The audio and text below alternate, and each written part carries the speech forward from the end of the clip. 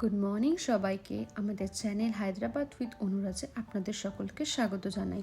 আজ মানডে, তাই আমরা দুজনে অল্প ব্রেকফাস্ট করে নিয়ে বেরিয়ে পড়লাম অ্যাপোলো হসপিটালের উদ্দেশ্যে। আজকের ওয়েদারটা দেখুন, বেশ সানি ছিল।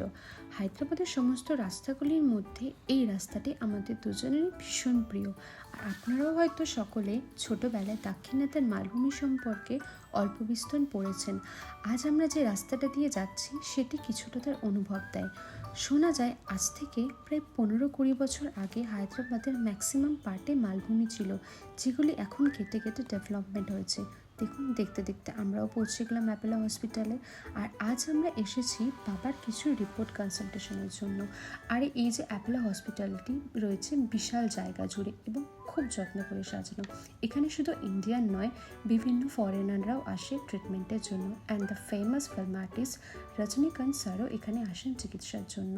তো ফাইনালি আমরা ডক্টর ভিজিট করে গণদাদাকে একটি প্রণাম জানিয়ে বেরিয়ে পড়লাম বাড়ির দিকে। তার উপরে আজ মানডে, বাড়ি ফিরে ওকে অফিসে জয়েন করতে হবে। ফেরার সময় আমরা দেখতে পাই আমাদের অতি পরিচিত রামানাইডু স্টুডিও। হায়দ্রাবাদের এই প্রতিটি ব্রিজের পিলারই যেন একটি আর্ট গ্যালারি। এর মধ্যে ঘড়ির কাঁটায় 1:30টাও বেজে গেল।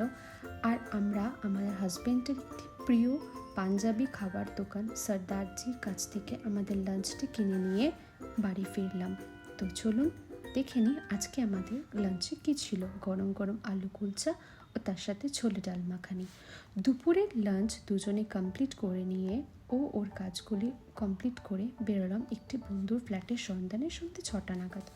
আজকে আপনারা হায়দ্রাবাদের রেন্টেড ফ্ল্যাট সম্পর্কে আমরা কিছু ইনফরমেশন শেয়ার করব।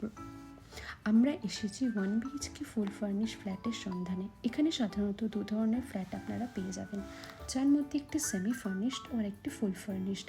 এই ফুল ফার্নিশ ফ্ল্যাটটায় আপনি যেমন পাচ্ছেন sofa, TV, washing machine, fan, fridge, bed with mattress, বাথরুমে গরম জলের জন্য গিজার এবং জামা কাপড় রাখার জন্য কাবোর্ড। আর সেমি ফার্নিশ ফ্ল্যাটে আপনি পেয়ে যাবেন মডিউলার কিচেন, কাবোর্ড অ্যান্ড গিজার। আর দেখুন ওই ব্যালকানিটি দিয়ে কি সুন্দর বাইরের দৃশ্যটা দেখাচ্ছে। অবশেষে আমাদের সমস্ত কিছু দেখার পরে দুজন মিলে চলে গেলাম চা খেতে। দেখুন বাইরের ওয়েদারটা বেশ সুন্দর না? আর আজকের ভিডিওটি আমরা দুজন এখানেই শেষ করলাম।